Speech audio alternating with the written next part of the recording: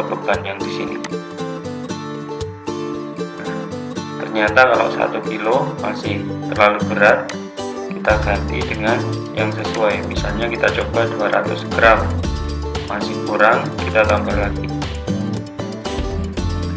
Ketika sudah posisi lurus, ini artinya massa benda A sama dengan massa beban yang di sebelah kiri ya. Jadi massa benda A sama dengan massa beban yang di sebelah kiri, sehingga bisa kita tuliskan sini ada 200 tambah 100 berarti 300 gram atau 0,3 kg. Kita periksa. Nah, ini jawabannya benar. Adapun untuk yang lainnya nanti bisa disimulasikan sendiri melalui link website yang akan saya share di file bahan ajar. Nah, untuk contoh berikutnya saya ambil misalnya benda E.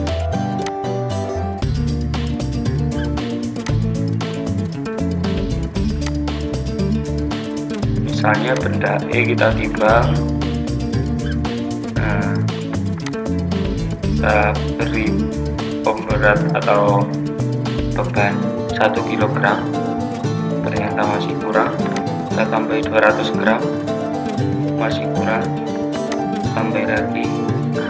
Ternyata totalnya ada 1 kilo ditambah 300 gram atau 1300 gram.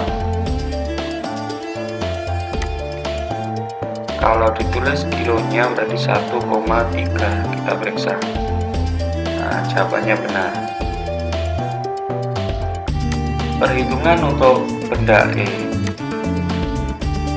Massa E itu sama dengan 1 kg ditambah 100 gram ditambah 200 gram. Yang dijumlahkan pertama adalah yang satuannya sama. Kalau ada yang berbeda harus diubah menjadi satuan yang sama. Misal kilogram diubah ke gram, sehingga hasilnya 1300 gram, atau kalau diubah ke kilo menjadi 1,3 kg.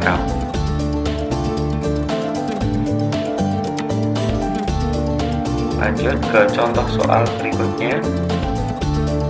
Nah, model soalnya biasanya seperti ini. Ditampilkan gambar timbangan, kemudian ada bendanya, lalu disuruh menghitung total atau disuruh menghitung massa benda P, biasanya demikian. Sehingga kalau kita hitung massanya P itu sama dengan 0,5 kg ditambah 1 kg ditambah 50 gram. Ingat, yang satuannya sama baru bisa dijumlahkan. Kalau berbeda berarti harus dirubah dulu. Seperti ini hasilnya, sehingga ketemu 1550 gram atau 1,55 kg. Itu untuk contoh soal massa benda yang diukur dengan timbangan. Berikutnya adalah materi massa jenis atau kerapatan. Massa jenis suatu benda adalah hasil perbandingan antara massa dengan volume. Massa jenis merupakan ciri khas dari setiap benda, karena setiap benda atau zat memiliki massa jenis yang berbeda-beda. Karena massa jenis ini menunjukkan tingkat kerapatan molekul. Kalau pada contoh di gambar, konsep massa jenis ini digunakan dalam penerapan di kapal selam, yaitu mengatur posisinya saat tenggelam ataupun mengapung.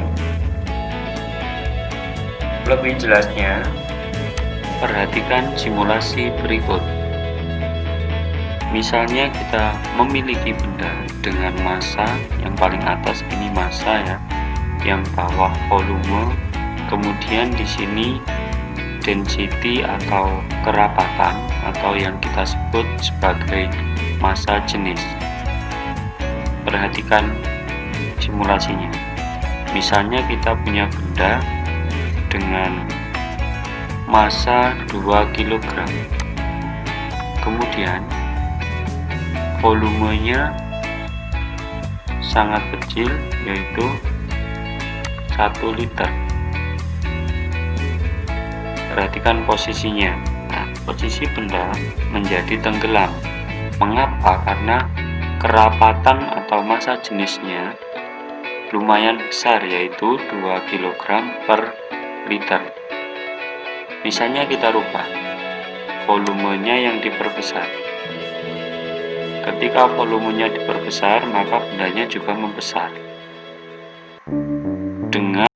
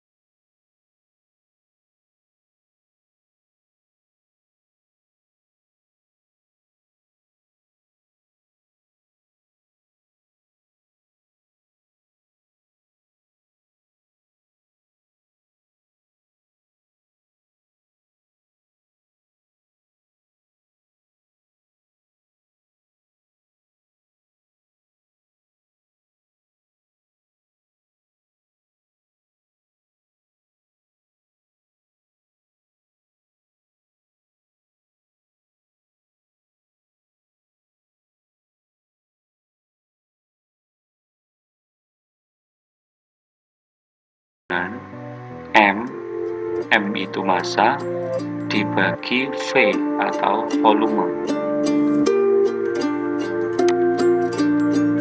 Rumus ini juga bisa dianalogikan seperti rumus waktu kalian SD, yaitu rumus mencari kecepatan. Hanya saja di sini posisi segitiganya massa jenisnya yang di sebelah kiri bawah, kemudian massa di atas, volume di bawah. Artinya, jika kalian misalnya mencari massa jenis, maka rumusnya adalah atas dibagi bawah, persis seperti di atasnya. Lalu misalnya kalian mencari massa, maka rumusnya adalah massa jenis dikali volume. Ingat, dalam segitiga seperti ini, kalau atas dan bawah artinya dibagi, kalau yang sebaris, yang mendatar sama-sama sejajar, ini artinya dikalikan. Begitu juga ketika mencari volume. Volumenya yang dicari, maka rumusnya adalah massa dibagi massa jenis, dan seterusnya. Lebih jelasnya, perhatikan contoh soal berikut. Contoh soal pertama. Sebuah benda bermassa 300 gram memiliki volume sebesar 400 cm3. tentukan massa jenisnya. Cara mengerjakannya hampir sama dengan matematika waktu kalian di SD, yaitu ada tahapan diketahui, lalu dituliskan angkanya, dan baru dituliskan jawabannya. Tujuannya agar kalian bisa mengkoreksi ketika ada kesalahan perhitungan. Misalnya di sini yang diketahui dulu, benda bermassa 300 gram, berarti 300 gramnya ditulis di atas, yaitu sebagai massa benda. Lalu ada kata-kata memiliki volume sebesar 400 cm3, ini ditulis di bawahnya, V-nya sebesar 400 cm3. Kalau sudah, yang ditanyakan apa? Yaitu massa jenis. Kita tuliskan rumusnya tadi. Massa jenis, massa dibagi volume, berarti 300 gram dibagi 400 cm3.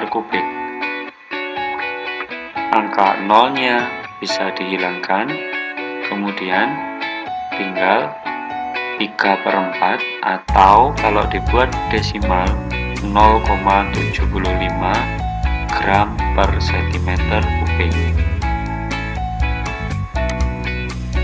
Contoh soal kedua, sebuah kubus memiliki volume 5 cm3. Jika massa jenis kayu 250 gram per cm3, maka massa kayu tersebut adalah. Ingat, kalau posisinya seperti ini, berarti yang diketahui volume dan massa jenis, sedangkan yang ditanya adalah massa. Maka rumusnya adalah massa jenis dikali volume, karena yang dicari yang atas, berarti rumusnya pakai yang bawah. Ini ibaratnya misalnya massanya hilang, berarti massanya ditutupi, tinggal massa jenis dikali volume. Lebih jelasnya, diketahui volume 5 cm3, massa jenis 250. Yang terpenting jangan lupa menuliskan satuannya ya, karena ketika belajar IPA dalam perhitungan satuan itu sangat penting. Kemudian untuk menghitung massa sesuai yang di sini, rumusnya adalah massa jenis dikali volume. Ini simbolnya massa jenis, ini simbolnya volume. Lalu massa jenisnya kita tuliskan 250, kemudian volumenya kita tuliskan 5, sehingga hasilnya 250 dikali 5 adalah 1250 gram. Pertanyaannya, kenapa cm3 hilang? Nah, perhatikan.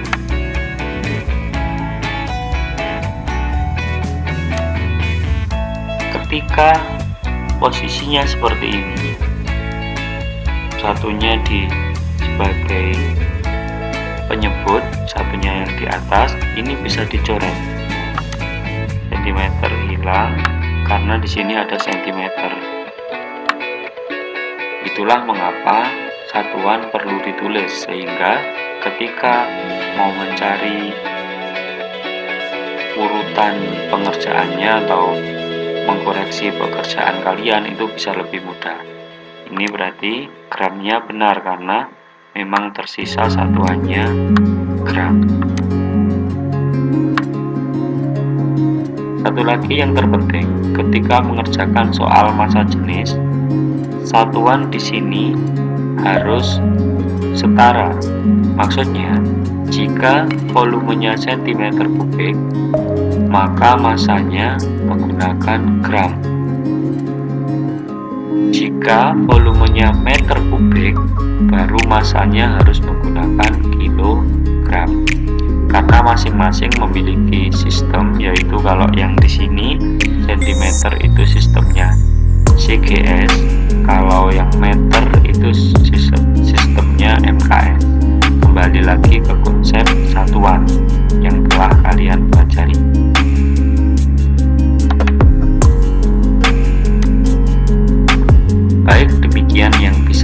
saya sampaikan. Apabila ada pertanyaan bisa ditulis di bagian komentar timeline kelas. Sedangkan bagi yang tidak menggunakan e-learning bisa langsung ditulis di bagian komentar di bawah video ini. Semoga yang saya sampaikan bermanfaat. Wassalamualaikum warahmatullahi wabarakatuh.